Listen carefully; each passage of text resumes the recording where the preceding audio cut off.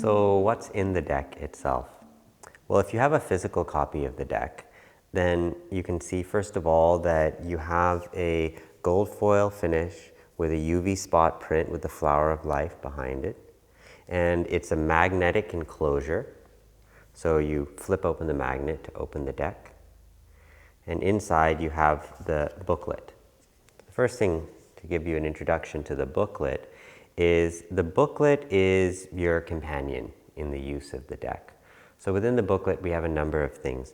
First of all, you have an index, and the index is going to tell you where you can find the different cards as you draw them. But there's also some additional features in the booklet that I recommend for anyone who has the deck. The first one is an introduction to yoga philosophy. And it gives you just a little bit of an idea of how yoga philosophy is seen in India and how the Indian idea of unity and diversity is so important in what allows for so many different worldviews to participate in this understanding of who we are and why we're here. It's the reason why India is home to more religions than any other country in the world. And yoga itself is a spiritual practice and spiritual philosophy. It's not fundamentally religious by nature.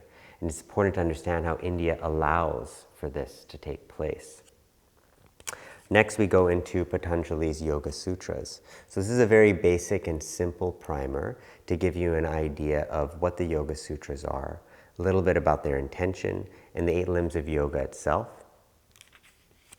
We also have Introduction to Buddhism in the deck, and this is a chapter on Buddha Dharma. I myself have been a Buddhist practitioner and a student and disciple of my guru, Wisdom Master Matikantan, for the last decade now. So Buddhism has played a hugely important role. In my view, the Buddha and Patanjali are really like brothers. They're both teaching Raja Yoga, the royal path of disciplining and understanding the mind and the self-nature. And so Buddha Dharma has really featured itself in this deck, and I give a bit of an introduction to the Buddha Dharma here as well. Then you have a small guide in terms of how to use the deck. Now, I'm going to be covering some of these things in the video, but in case you forget what we cover in this video and you want to just reference it, it's right here in the deck with how do you use it, how you do a divination, some suggested questions for you. And there's also a guide on how to follow the Sanskrit pronunciations in the deck as well. You'll notice that with every card entry, at the top of it, there's a Sanskrit pronunciation and definition. So what we have here is how to pronounce them. You'll notice that certain vowels have an underline underneath them, which means that you have a longer hold on the sound. So a would become ah, oo, oo. And so the Sanskrit pronunciation guide in the back of the book gives you a few examples. I'll read a couple here. Pratyahara, pratyahara, pranayama, dharana, samadhi. So I'm giving you a few examples here of how it sounds, and you can see by listening to how I'm pronouncing it and how the examples are written in the book that the deck is guiding you on how to pronunciate these words and terms correctly. So flipping back to the index, you can see that this deck is characterized by the outer limbs of yoga, which are the yamas, the niyamas, asana, pranayama, and pratyahara. Then you go into the inner limbs of yoga, called the antaranga, and that's dharana, dhyan, and samadhi. These comprise the first 16 cards of the deck. So the outer and inner limbs of yoga are the first 16 cards of the deck. If you're into tarot, you might think of this as the major arcana of the deck. Okay? Then we have 10 key terms that we feel are absolutely essential for a yoga seeker to know to help them unlock and decode the Yoga Sutras and really practically apply yoga philosophy to their practice. So these 10 key terms are koshas, or the sheaths, abhyasa, which is effort, vairagya, which is non-attachment, yoga, union, samskara, impressions, avidya, ignorance, gunas, modes of nature, japa, chanting, ananda, bliss, and guru, spiritual teacher. Yeah. So these key terms are also in the deck to help you in the practice. Then another thing that's very helpful in this deck is that we actually have a symbology reference in the back of the deck. So you'll be able to see that there's a symbology reference. Now, these cards were designed with deep contemplation onto how the art and imagery could convey the inner essence of the Sanskrit term and philosophy. This is part of what makes this such a valuable tool for yoga practice. For people who are visual learners, if you orient yourself to the symbology of the cards, when you take them into your practice and contemplation, they're going to activate subtle archetypal aspects of the subconscious to help bring you a deeper understanding of the term. If you reference the symbology in the back of the deck, you'll get a better sense of why we chose the specific imagery that we did with the card, and it'll also give you a better understanding of how it might apply to your own life and practice. So we highly recommend that you use a symbology reference. And now to the cards themselves. So here we have our 26 cards in the deck. The cards, they're a marble background with a gold foil finish. They're done in a way where it's actually kind of hard to spread them out. It is easy, however, to shuffle the cards. Okay. Now, if you look at any individual card, let's take this one. Wow, I really love this card. These are models that are friends of ours that were able to pose for this shot. And we realized that so much of the practice of surrender and devotion in this time comes through our relationships, through the practice of relating. That's as we start to understand devotion and humility and love. And also within the context of yoga, it's the union and balance of the masculine and feminine energies, both coming to recognize each other's value and essence and presence. And at the heart of that is a lotus flower. And from this lotus flower is this beautiful Fibonacci spiral of existence, everything moving in perfect harmony and order. The lotus representing compassion, right? The jewel at the center of the heart. So here we have at the top of the card the Sanskrit word, then underneath it, the English translation. And then at the bottom is a card line. If you're in a hurry and you don't have the time to open the deck, to read the guidance, to do a contemplation, or consider the practice, this card line is all that you need to take the core message and insight of the yoga practice into your day. Right? So in this one, it says, release your limited self and turn towards the source. Allow yourself to be carried by the energy of grace. Ishvara Pranidhan in the Yoga Sutras is defined as turning inwards towards the source, turning towards the source of our own consciousness. Right? So here, this simple line says, release your limited self and turn towards the source.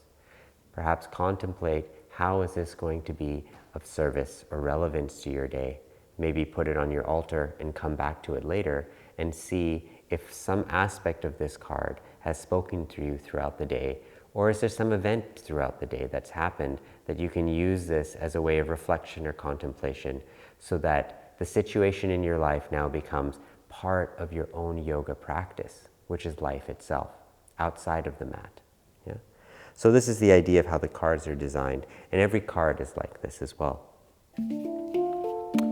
So let's say you've drawn this card, Ishvara Pranidhan.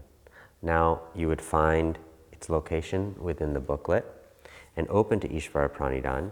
Again, you'll see the print of the card with the same card line underneath it. And then at the top is the pronunciation and the definition of the card. Okay. In this case, it says Ishvara is a Sanskrit word that can be translated to mean supreme or personal God. Pranidhana means to dedicate, devote, or surrender. It's always helpful to familiarize yourself with the definition of the term. The more that you familiarize yourself with the definition, the more that the subtle meanings and keys as to how it might apply to your life will start to unlock for you. Remember, Sanskrit is one of the most profound programming languages in existence. It's really considered to be a perfect language. So the definitions themselves are important for us to access the aspect of consciousness that the Sanskrit term is pointing towards. Sanskrit is a language that was designed to articulate aspects of human experience and consciousness that many other language, English in particular, doesn't quite speak to. So the more that you kind of tune into that Sanskrit pronunciation, the more that you take time to internalize the definition, the more it's going to serve that role that we spoke for in the beginning, which is to help to unlock those little keys inside of you. So don't overlook the pronunciation. Make sure that you read it again and again, because every time you come to it, it'll highlight a little something different to you. You'll understand more of the intention behind the language. Then beneath that is the sutra itself. This is from the Yoga Sutras. The number here, 2.45, will tell you where you can find this sutra in the Yoga Sutras if you have a copy of them yourself. 2 means the second book, 4-5 means the 45th sutra. Okay?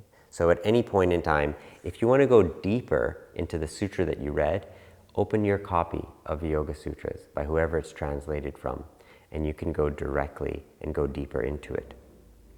So we have here, it says, Samadhi Siddhihi Ishvara Pranidhanaha. The translation, from an attitude of letting go into one's source, the state of perfected concentration, or samadhi, is attained. Beautiful practice within yoga is to start contemplating sutras. Sutras are written in a way where they're designed to be contemplated. They're very simple, terse, logical, concise formulas designed to unlock certain keys of understanding in ourselves.